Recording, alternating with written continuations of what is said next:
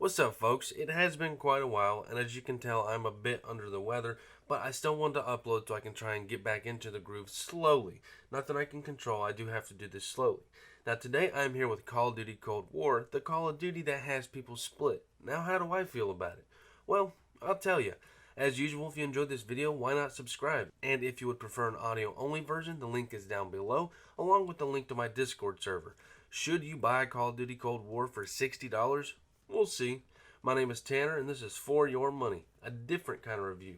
First up is gameplay, since I know the COD fan base could care less about a story, hence Black Ops 4, when we didn't have a story. Now, gameplay will also work a bit different as we have 3 topics to get covered: zombies, campaign, and multiplayer. Campaign in this COD entry works a tad different than our usual run-in guns a-blazing. Of course, we do see that from time to time, but it's important to keep in mind that this is the Cold War and there wasn't really any open battles, or at least in the areas that we visit in this storyline. A lot of the campaign is centered around stealth, but they give players some leeway as a lot of Call of Duty gamers aren't fond of stealth unless, we're talking about all gillied up. They won't immediately be spotted as there are shields above the enemy's heads to indicate if they see you. Now, you'll do a lot of stealth takedowns, body shielding with silent weapons. You'll take pictures of suspects, dead and alive, spy on them. It's a lot of espionage. And I mean, it's like a dumbed down FPS Splinter Cell, but it is still fun. I'll give it to it. Of course, you'll still have your shooter moments with some fun shootouts. And honestly, to me, it was pretty evenly balanced with the stealth and the running gun. So for me, it was the best of both worlds, including the world of Treyarch with some of their special missions. My favorite was piloting a helicopter in the mountains of Vietnam. Now, I understand a lot of people aren't a huge fan as they love their classic Warzone type campaigns, but I do appreciate this one. It felt true to the Cold War, and I had a blast with the campaign. It was about 5 to 6 hours, but honestly, it didn't feel short. I mean, that could have just been me, but I was really invested and attracted to this campaign. Zombies is up next. Now, a quote I saw from a review: "Zombies is back better than ever." That's true and false. The Zombies for a Cold War is a visit back to the original map that started it all in World at War, Noxter und Toten. Now, for us who started on this zombie map, it's a nice nod to our nostalgia, but this time we get to see the map in its entirety and see what was beneath us the entire time. Now, zombies aren't as complicated as they were in Black Ops 4, where Easter eggs took hours and you had to shoot planets from the Titanic. Yeah, fuck that. Or where the maps were literally every map in one gigantic map. That was overwhelming for a lot of people, and I think they realized that. So Die Machine, no, it's not the biggest map, but for me personally, it was the right size. Now, in these zombies, you can create a class before the game starts. You get to pick one weapon and a special to use. The special stays for the entirety of the match, and your weapon obviously doesn't, just until you find something better. Better weapons come in different colors: green, blue, purple, and orange. That is the list from worst to best weapons in zombies. Now, finding a good weapon will sometimes prove to be a pain in the ass, so you have another option. You can find one you like, and you can upgrade it at the armory station. Now here, you can upgrade your weapon to advance it to the next color, and you can apply armor to yourself. Now these do cost scraps and what I like to call electronic parts. I don't know the name of these blue things, but that's what we're calling them, electronic parts. Those 2 items are dropped by zombies when they die. Now the toughest one to find is the blue electronics. This is a pain, and this is the stuff you're going to need to upgrade your armor to level 3 and to upgrade your weapons. So yeah, you can either stockpile these electronics to upgrade your weapons, or you can just keep wasting money and hit the box. It's your choice. I personally would pack a punch of gun and then stockpile the electronics until I could upgrade it to the next color level. Now, while the zombies can seem like a breath of fresh air with the simplicity, there is only one map. Aside from Dead Ops Arcade, which is extremely fun and I love it, but not a lot of people do. So, for the real zombies, Die Machine is the only zombie map. One map. That is a bummer because playing the same map over and over just gets stale like some days old pretzels. This is my first of many complaints of lack of content. This game has fun stuff to do, but the lack of content makes this game old, as you'll hear me say a bit of that on the PvP, so let's get to it. PvP is fun when it wants to be. This is the best way to put it, as the formula to this multiplayer is the same as all others. Classes, perks, weaponsmith. I mean, if you played Modern Warfare, then you know how this is set up. But here are the issues with multiplayer. Lack of maps. In the quick match set of games, there are only 8 maps. Quick match is your standard, team death, domination, etc. Then you have Dirty Bombs. That is it's a game mode best described as Warzone mixed with domination. It's fun, innovative, yes, but we only get two maps. Granted, they are larger, we still only get two. And as for those 8 maps in Quick Match, they feel extremely one sided, meaning one side will always have the advantage because they spawned on the better side of the map. Now, as for guns and multiplayer, these weapons are highly unbalanced. That's why today, if you were to hop on, everyone would either be using the MP5 or the M16 because those weapons are broke. And when the next update comes out, it'll be the same case but different weapons because that's just how Call of Duty works. Now, let me take a step back and bring it together with my overall gameplay experience. This Call of Duty, while fun, it can be and is buggy. My experience was filled with crashes, freezes, and the same goes for everyone else I played with, which was my entire Discord. And I mean, I was surprised. I don't think I should have been, but I've never in my life had a Call of Duty perform as bad as this one. And Zombies was one of the worst game modes for crashing. I tried playing the other night and I crashed 4 times before round 5. That is absolutely absurd. As for the gameplay itself, it is a dumbed down version of Modern Warfare. I mean, yeah, an arcade shooter is fun, and a lot of people wanted to get back to the roots of Call of Duty, but when the COD franchise is trying to enhance the overall experience one game at a time, and then we come to Cold War and find it reevaluated with no progression forward but steps backwards, no lean, no tactical sprint, none of that, but hey, at least we can climb over rocks. I mean, it will dampen the mood because the skill levels for this game versus Modern Warfare just don't seem up to par. Now, if you're wanting this game for the campaign, just note that none of this applies to the campaign minus the dumbed down gameplay mechanics. But it works there as the campaign is already non-traditional, so what does it matter? That campaign is great. Now, for the design of Call of Duty, I sat on this one for a while, mainly due to the graphics. I kept wanting to say Modern Warfare had better graphics, but it's not fair.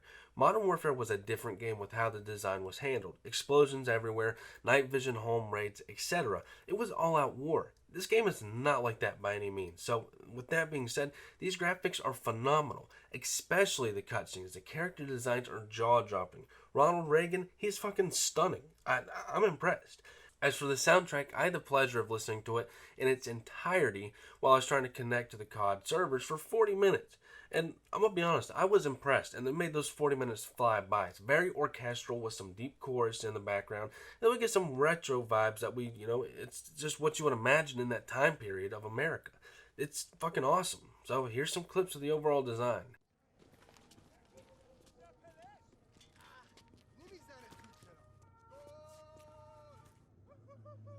Han's only bought us 15 minutes. We need to hit Qasim hard and fast. Let's go.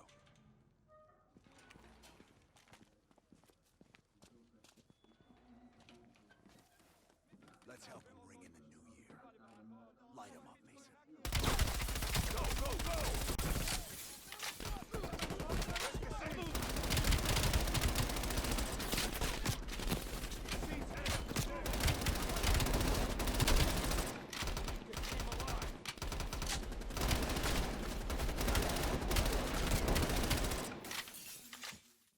Tempt me to bring out my toys. I will ask again. Who do you work for?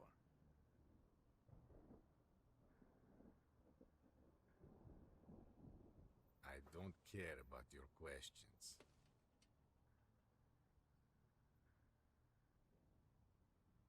Unfortunately for you, it seems these friends of yours have other places to be, comrade.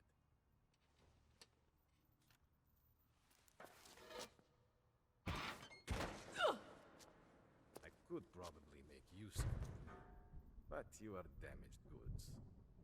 Only a grave can cure a hunchback. Что такое?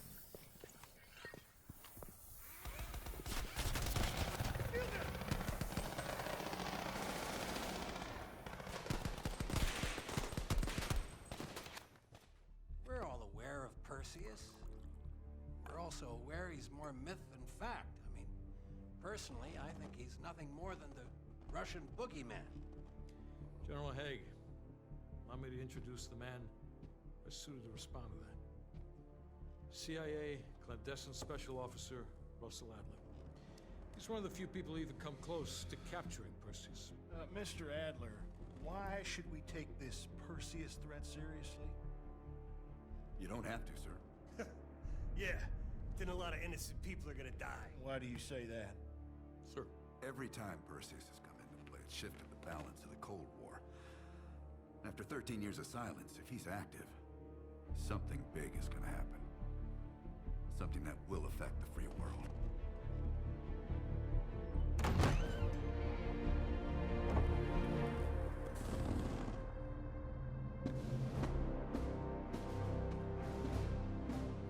Sir. Mr. President, sir. Mr. President. Mr. President, this is Jason Hudson and Russell Adams. I know their names. Who do you think approved their last mission?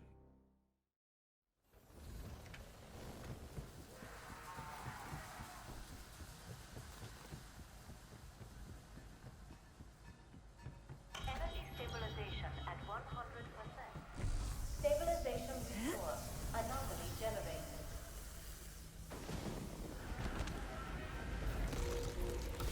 That's a dimensional breach, like the others. That's what Project End Station was.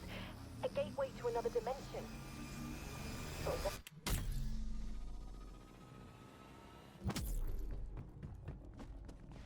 Strike team is gone.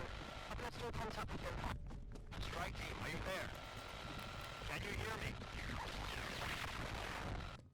And lastly, we have story. Cold War sees you at the height of the war with an entity behind it known as Perseus.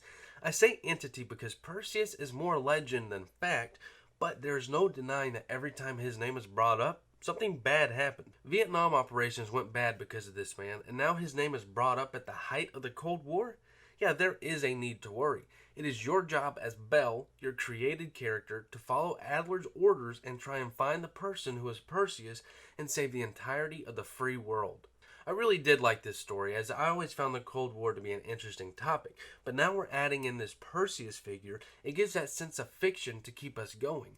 The one issue I have with this game is the voice acting. No, it's not bad. In fact, the voice acting is superb. But you have dialogue options you can choose from, which is cool, but there's no voice acting with these options. Sure, playing as a custom character, which really isn't custom, sure, that makes slightly more sense. Not really, but I can get it. But when you play as Mason, these dialogue options are silent. This is not acceptable. Now, as I said, the custom character really isn't custom. You pick your gender, your skin color, etc., and then you get to pick some background items that give you perks. But really, it was pointless to do a created character, as you never get to see them, hear them. I mean, it's honestly pointless. It was a waste of my time. Now, to me, Cold War is worth $30 out of $60. Here's my scoop. The gameplay is fun when it comes to campaign and when it doesn't crash zombies, but multiplayer is extremely unbalanced. We do not have a lot of maps or game modes, so the PvP seems more like a chore trying to have fun rather than just hopping in a few games with the boys or girls. Now, it also feels very rushed with how buggy it is, and it, like I said, it crashes a fuck ton. Now, it feels like half a Call of Duty, but I enjoy some of the originality. It brings like dirty bombs and some of the changes to zombies, and obviously I enjoyed the campaign. But there's no getting around the fact that this Call of Duty was rushed. And let's be honest, Activision, you do not need money that bad. And yes, there's going to be content updates to add more features and whatnot, but I paid $60 to have $60 worth of content now, not later. That's all I got, folks. If you enjoyed this video, why not subscribe? Otherwise, hit that thumbs down. Till next time, fellas.